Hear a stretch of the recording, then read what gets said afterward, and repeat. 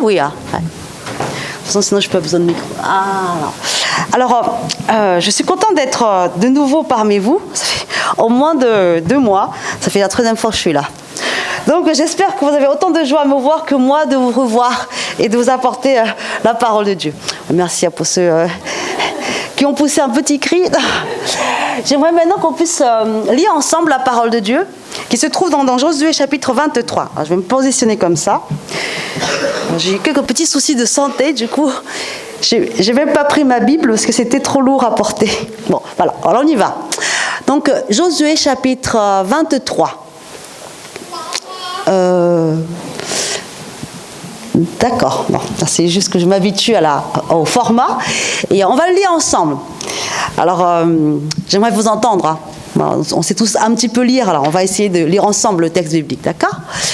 Une longue période s'écoula après que l'Éternel eut accordé aux Israélites de vivre sans être inquiétés par aucun ennemi autour d'eux, et Josué était devenu très vieux. Il convoqua tout Israël, ses responsables, ses chefs, ses juges et ses officiers. Il leur dit : « Je suis devenu très vieux. Vous avez constaté vous-même comment l'Éternel, votre Dieu, a traité tous ces peuples devant vous. Il a lui-même combattu pour vous. Voyez, j'ai attribué en possession à vos tribus le territoire de ces peuples qui subsistent encore, de même que celui des nations que j'ai exterminées entre le Jourdain et la mer Méditerranée à l'ouest. L'Éternel, votre Dieu, les dépossédera lui-même en votre faveur. Il y fera fuir au fur et à mesure de votre avancée, et vous posséderez leur pays comme il vous l'a promis. Appliquez-vous donc de toutes vos forces à obéir et à appliquer tout ce qui est écrit dans le livre de la loi de Moïse, sans vous en écarter ni d'un côté ni de l'autre. Ne vous mêlez pas à ces populations qui subsistent parmi vous. N'ayez aucune pensée pour leur Dieu. Ne prêtez pas serment par leur nom. Et ne leur rendez pas de culte et ne vous prosternez pas devant eux pour les adorer. Attachez-vous uniquement à l'Éternel, votre Dieu, comme vous l'avez fait jusqu'à présent. Alors l'Éternel dépossédera en votre faveur des peuples nombreux et puissants. Or, jusqu'à ce jour, personne n'a pu vous résister. Un seul d'entre vous en mettait 1000 en fuite, car l'Éternel, votre Dieu, combattait pour vous, comme il vous l'avait promis. Veillez donc sur vous-même pour aimer l'Éternel, votre Dieu. Car si vous vous détournez de lui, et si vous vous associez au reste de ces peuples qui subsistent parmi vous, si vous vous allez à eux par des mariages, et si vous avez des relations avec eux, sachez bien que l'Éternel, votre Dieu, ne continuera pas à déposséder ces peuples en votre faveur. Alors ils deviendront pour vous des pièges et des filets. Ils seront des fouets à vos côtés et des épines dans vos yeux. Et vous finirez par disparaître de ce bon pays que l'Éternel, votre Dieu, vous a donné. Voilà que je m'en vais par le chemin que prend tout être humain. Reconnaissez de tout votre cœur et de tout votre être qu'aucune des promesses de bienfaits que l'Éternel, votre Dieu, vous a faites n'est restée sans effet. Elles se sont toutes accomplies pour vous sans exception aucune. Eh bien, comme il a tenu toutes ses promesses de bienfaits, l'Éternel, votre Dieu, accomplira aussi toutes ses menaces contre vous, jusqu'à vous faire disparaître de ce bon pays qu'il vous a donné. Je vous invite à la prière. Seigneur notre Dieu, Seigneur notre Père, nous te remercions pour ta parole, cette parole éternelle et vivante et vivifiante. Vois, Seigneur Dieu, cet après-midi, combien nous avons besoin de toi. Et conduis-nous, Seigneur Dieu, dans la compréhension de ton enseignement et dans sa mise en pratique dans notre vie. S'il te plaît, Seigneur, viens nous aider dans notre faiblesse par ton esprit. Nous prions ainsi au nom de Jésus. Amen. Alors dites-moi, combien d'entre vous, enfin, qui est allé au campus à Pierrefonds ? Voilà. Oui, ça fait pas mal de mains levées quand même. Hein. Donc moi, je ne suis pas allée non plus. Ne vous inquiétez pas pour ceux qui n'ont pas levé la main. Moi non plus, j'y étais pas. Voilà. Mais alors, donc, beaucoup y sont allés. C'est une grande grâce que le Seigneur vous a accordée. Combien, après le campus, eh bien, vous avez pris des résolutions de vivre pour le Seigneur ? Enfin, je ne vais pas demander à ce qu'on lève la main, mais c'est bien, il y en a qui ont levé la main. Par exemple, ils ont pris des résolutions qui vont lire la Bible, qui vont prier maintenant, tous les jours. Enfin, peut-être pas tous les jours, mais régulièrement. En tout cas, on prend des résolutions. Moi, je le sais parce que j'ai fait des campus. Ça va être l'année prochaine, à Vatio, ça sera notre 30e campus. Ça fait 30 ans, Dieu est fidèle. Et je me rappelle bien que quand j'étais jeune, après le camp, pendant à peu près 1 mois, j'étais toujours tout feu, tout flamme. Ah, mais j'étais prête à tout pour vivre pour le Seigneur. Voilà, maintenant, on se demande, mais qu'est-ce qui fait que les bonnes résolutions prises au campus tombent à l'eau après à peu près 1 mois ou quelques semaines. C'est pas pour vous décourager, hein, mais c'est juste vous dire que la réalité est ainsi. Qu'est-ce qui fait que nous perdons si vite cette ferveur que nous avons pour le Seigneur? J'ai été choquée de lire qu'un sondage effectué auprès des pasteurs aux États-Unis et même en Europe, ce sondage a révélé que, donc c'est un sondage anonyme, et les pasteurs ont répondu honnêtement, anonyme, donc on ne disait pas leur nom, mais ils ont répondu honnêtement, et bien que 50% d'entre eux, eh bien, ils affirment qu'ils consultaient des sites pornographiques. 50%. Vous imaginez, nous avons devant nous 100 pasteurs, et sur les 100, il y en a 50 qui affirment, dans l'anonymat, qu'ils consultent des sites pornographiques. Je trouve ça énorme. En plus, pas juste imagine parmi le chrétien. Si je vous interroge ici, je ne sais pas qui se lèvera la main. Hier soir, qui a donc consulté un site soit érotique ou pornographique? Je me demande, mais où se trouve leur défaillance? Qu'est-ce qui fait que les serviteurs de Dieu, ou comme les chrétiens, finissent par chuter si mortellement? Qu'est-ce qui fait que chaque jour, nous péchons si facilement, que ce soit en pensée, en acte ou en parole? Le texte que nous venons de lire est le discours d'adieu de Josué au chef de son peuple. C'est un discours officieux. Au dernier chapitre, chapitre 24, ce sera le discours officiel qu'il va faire devant tout le peuple. Mais ça, c'est un discours officieux. C'est un discours donc plus intime, plus direct, plus bref. C'est comme si Josué parlait de cœur à cœur aux responsables de son peuple. Hier, nous avons réuni le conseil francophone, donc l'équipe pastorale, l'équipe diaconale de Lovatio, et pour préparer l'année qui vient, parce que c'est bientôt fin août et septembre arrive. Et à la fin de la réunion, Pascal donc a parlé avec son cœur au cœur, on va dire, des responsables.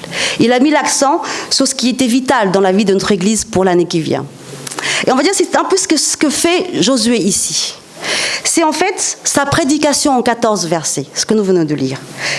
Josué sait qu'il va bientôt mourir. C'est marqué, il est vieux, et au verset 14, il dira qu'il va par le chemin que vont tous être humains, c'est-à-dire qu'il va mourir. Qu'il va bientôt mourir, il ne pourra plus conduire le peuple. Les grandes campagnes militaires nationales sont terminées. Le peuple a conquis le pays, il est installé dans le pays, et chaque tribu dans la région qui lui est attribuée. Les ennemis, les autres Cananéens, ne pouvaient plus les inquiéter. C'est donc la paix. Et en période de paix, le peuple doit faire attention. Le peuple doit veiller, et particulièrement les chefs. Parce que c'est si facile de s'endormir. C'est si facile de ne plus faire d'efforts. Quand l'ennemi était là, on était là prêt à se battre. Mais là, en période de paix, c'est si facile de se laisser aller. Et Josué en est tellement conscient qu'il leur transmet ici ses dernières recommandations. Dans ma préparation, j'ai été frappée par le verset 11 que nous avons lu ensemble. Le verset 11 dit en l'occurrence « Veillez donc attentivement sur vos âmes, afin d'aimer l'Éternel, votre Dieu, de tout votre cœur. » Veille donc attentivement sur toi-même pour aimer l'Éternel, ton Dieu. Et j'ai compris que l'on peut résumer la prédication de Josué en ces 4 mots. Veille, veille sur toi-même, veille sur ton âme. Les 6 verbes à l'impératif que nous avons lus, verset 4, voyez, verset 6, appliquez-vous, verset 7, ne vous mêlez pas, attachez-vous, verset 11, veillez, verset 14, reconnaissez, montre que Josué avait bien l'intention d'orienter les pensées des chefs vers cette seule direction, celle de veiller sur la plus précieuse de leurs relations, c'est-à-dire leur relation avec le Seigneur. Veiller, ça veut dire être en alerte, être attentif, être vigilant, prêt. C'est le contraire d'être insouciant ou endormi. Et je crois que si nos résolutions prises après un camp qui nous a beaucoup touchés, où ça nous a beaucoup apporté, si ces résolutions s'envolent si vite en fumée, c'est parce qu'au fait, nous ne veillons pas sur notre relation avec le Seigneur. C'est pour ça. C'est pour ça que le reste de l'année, c'est si difficile d'aimer le Seigneur, de le suivre, de lui être fidèle. Mais veiller est un exercice très difficile. Au mois de février, nous sommes partis au ski, en montagne. Il faut savoir que Pascal et les enfants aiment beaucoup le ski. Moi, c'est à cause du froid, j'aime un peu moins. Mais bon, voilà. Donc, je suis obligée de les suivre. Hein. On est obligé de se soumettre quand on est épouse, hein, bien sûr. Donc voilà, on est partis en montagne. Et sur le chemin du retour, Pascal avait déjà conduit plus de 6 heures. Et on était bientôt sur le pont. Enfin, il nous restait 1 heure pour arriver à la maison. Il était déjà 23 heures du soir. Et moi, je commençais à être fatiguée. Je ne pouvais plus prendre le relais. J'étais vraiment fatiguée. J'avais envie de dormir. Et je ne pouvais pas prendre le relais. Et Pascal aussi était fatigué. Et lui, il ne voulait pas que je dorme. Il voulait que je veille avec lui. Il voulait que je surveille un peu la route pour lui aussi. Et je vous assure, c'était horrible. Parce que j'étais là, assise là. Et je savais que je luttais contre le sommeil. Et par moments, je m'endormais. Je m'endormissais, je le savais, j'étais consciente. Hein. Je partais. Quoi. Après, je revenais. Oh, oui, ça va. Oui, tout va bien, il est en train de rouler. On roule tranquille. Je dormais, mais juste en espace de quelques secondes. C'était si dur de rester éveillé. Éveiller sur notre relation avec le Seigneur est aussi un exercice très difficile. Très difficile. C'est pourquoi l'apôtre Pierre a écrit « Soyez sobres, veillez. Votre adversaire, le diable, rôde comme un lion rugissant. Cherchez qui il dévorera. » Et cette tournure, soyez sobre, veillez, on va dire, c'est la tournure positive de ce que vous connaissez. Ne vous enivrez pas de vin, mais soyez remplis de l'esprit. Ainsi, pour moi, quand nous veillons, eh bien, nous prions et nous collaborons avec le Saint-Esprit pour garder nos facultés spirituelles en éveil, en alerte pour ne pas chuter, pour ne pas tomber spirituellement, pour ne pas pécher. Alors dites-moi cet après-midi, où en es-tu avec le Seigneur? Quel est donc l'état de ta relation avec lui? Est-ce que tu veilles sur ta relation avec le Seigneur? Et comment est-ce qu'il faut qu'on veille sur notre relation avec le Seigneur pour l'aimer lui seul? En suivant donc la prédication de 14 versets de Josué, moi j'aimerais vous proposer 3 aspects. Le premier, veiller sur notre relation avec Dieu, c'est nous attacher uniquement à lui. Nous attacher uniquement à lui. Deuxièmement, veiller sur notre relation avec Dieu, c'est mettre en pratique toute sa loi. Et enfin, veiller sur notre relation avec Dieu, c'est nous tenir éloignés du péché. Donc d'abord, veiller sur notre relation avec Dieu, c'est nous attacher uniquement à lui. Est-ce que quelqu'un sait ce que c'est que la ligne de vie? Alors on appelle la ligne de vie ce dispositif de sécurité. Vous voyez ce petit bande jaune là? Ce dispositif de sécurité utilisé en escalade ou alors lors des travaux en hauteur, vous savez, ou dans les parcours acrobatiques. Et ce dispositif nous permet de nous accrocher pour éviter les risques mortels de chute.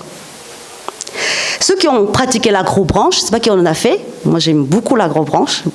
Ceux qui ont fait l'agrobranche savent que cette ligne de vie est vitale.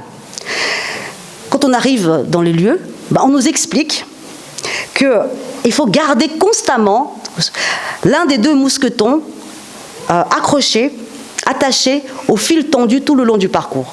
Je vais vous montrer là. Voilà. Si nous décrochons les 2 en même temps, qu'est-ce qui nous arrive? Nous nous exposons à un danger mortel. Et malheureusement, les accidents sont fréquents. Alors Julien, c'est un jeune garçon, en l'an 2011, le 11 août exactement, il a fait une chute de 5 mètres à l'acrobranche, parce qu'il avait décroché ces 2 mousquetons en même temps. Un copain qui était avec lui, témoin de la scène, raconte. Il dit, on était sur l'une des 2 plateformes de parcours. Julien avait décroché ces 2 mousquetons en même temps. Il pensait sûrement n'en décrocher qu'un. Ensuite, il s'est pris les pieds dans les cordes qu'il fallait enjamber. J'ai essayé de le retenir, j'ai eu peur. Il y avait des bouts de bois en bas. Heureusement pour Julien, il s'en sort avec une fracture au fémur droit. Mais sa chute aurait pu être mortelle. Sa négligence aurait pu lui coûter la vie. Josué sait que négliger de veiller sur sa relation avec Dieu nous exposera tôt ou tard aux chutes spirituelles mortelles. Et c'est pourquoi il exhorte les chefs à s'attacher uniquement au Seigneur. C'est leur ligne de vie.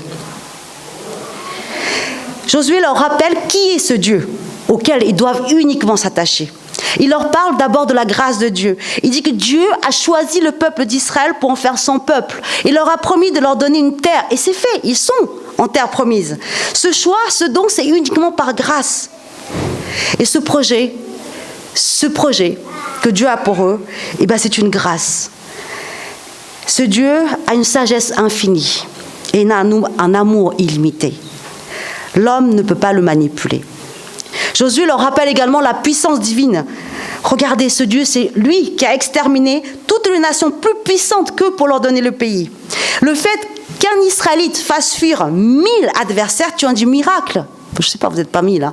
Tout seul contre 1000 personnes. C'est du miracle, c'est Dieu. Parce que Dieu combattait avec eux. Ce Dieu-là n'a rien à voir avec les autres dieux, inutiles, incapables de sauver. Ce Dieu-là, il est tout autre. On ne peut pas le manipuler. Enfin, il leur rappelle la fidélité de Dieu. Il dit, Dieu accomplit toutes ses paroles. Aucune n'est restée sans effet. Aucune. Dieu les a richement bénis. Mais dire que Dieu est fidèle, c'est aussi dire qu'il accomplira toutes les menaces, toutes les malédictions dans sa parole. Dieu est fidèle. Il tient ses promesses. Bénédiction et malédiction. Ce Dieu-là, c'est ce Dieu-là qui se révèle à l'homme. C'est ce Dieu-là qu'on ne peut pas manipuler, qui se révèle à toi et à moi, à nous aujourd'hui. Et il désire entrer en relation avec nous. Mais c'est lui qui pose les conditions. C'est Dieu qui pose les conditions. C'est pas toi. C'est pas moi. C'est pas l'homme. Voilà donc le Dieu auquel nous devons nous attacher uniquement. Malheureusement, dans nos églises, beaucoup de chrétiens connaissent mal le Seigneur. Ils se font une image de qui doit être le Seigneur.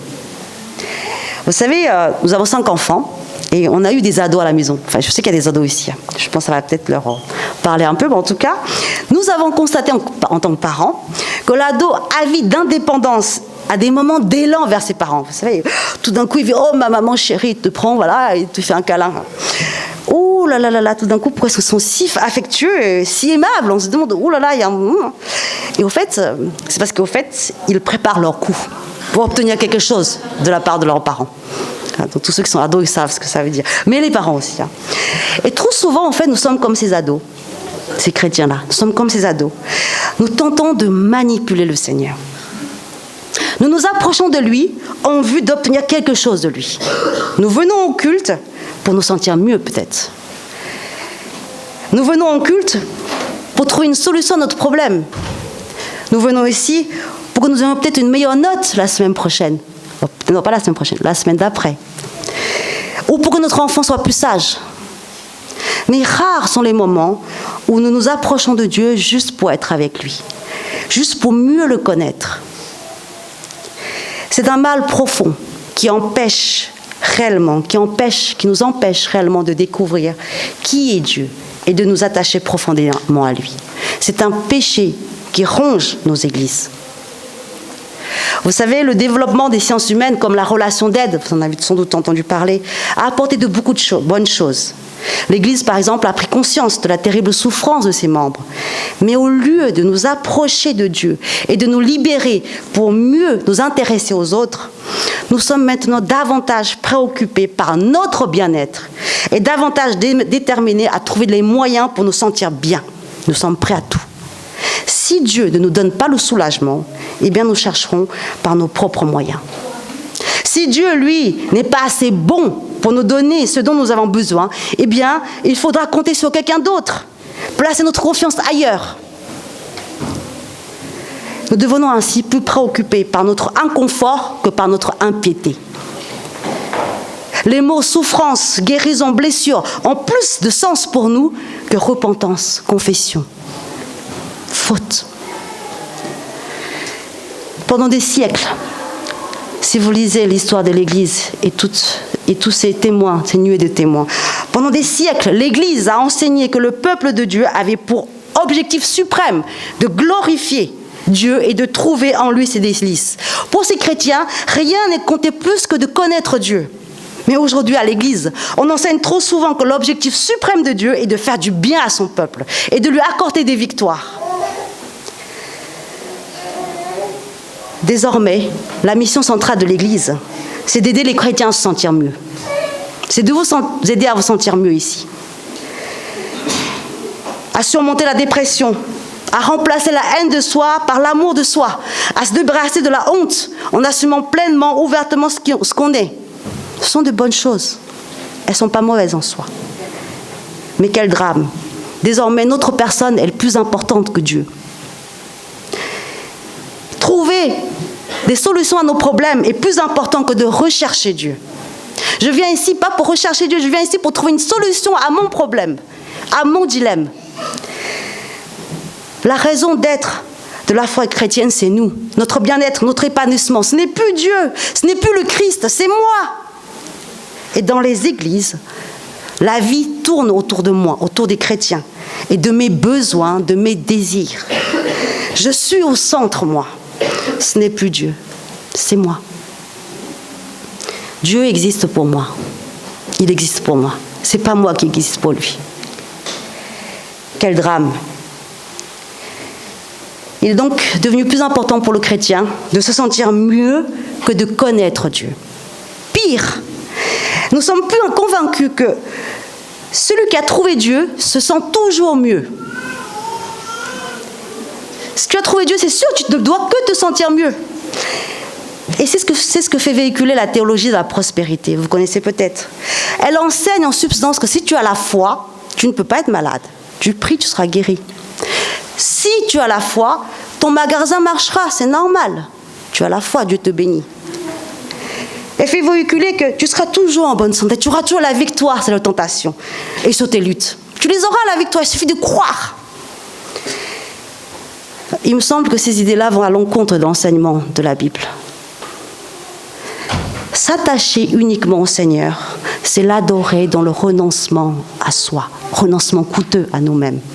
C'est accepter que les choses ne se passent pas comme je le souhaite. C'est accepter que je ne sois pas toujours bénie dans ma vie. Mais je m'attache au Seigneur. S'attacher au Seigneur, c'est comprendre ce qu'est l'espérance chrétienne. C'est se rappeler que ce monde n'est pas notre demeure.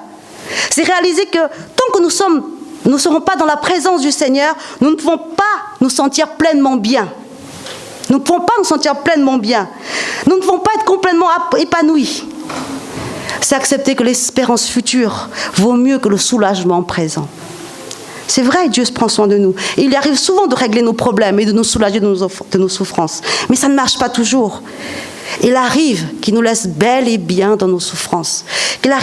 Qu'il nous laisse bel et bien dans nos malheurs et qu'il n'intervienne pas. On a eu un frère qui est décédé il y a à peu près 10 jours. Il a lutté pendant 2 ans contre la maladie du cancer. Nous l'avons accompagné. Et ce frère, ce qui nous avait beaucoup encouragé et beaucoup admiré sa foi, c'est qu'il nous disait que Dieu me guérisse ou pas, je m'attache au Seigneur. Il est mon Dieu. À peu près un mois avant qu'il parte, un dimanche matin, je me rappelle encore bien, nous avons prié, nous avons jeûné, nous avons organisé des réunions de prière pour que Dieu le guérisse, parce qu'il n'y avait pas d'autre moyen. Nous avons prié de tout notre cœur pourtant. Nous avons mis toute notre foi et notre énergie. Ce dimanche matin, quand il est arrivé, que je l'ai vu, je suis partie le voir, nous avons pleuré parce que nous avons eu la conviction qu'il ne sera pas guéri. Moi de mon côté, lui de son côté. Dieu va le reprendre. Je ne sais pas quand, mais bientôt. Dieu ne le guérira pas. Aimer Dieu quand il ne répond pas à nos prières. C'est ça.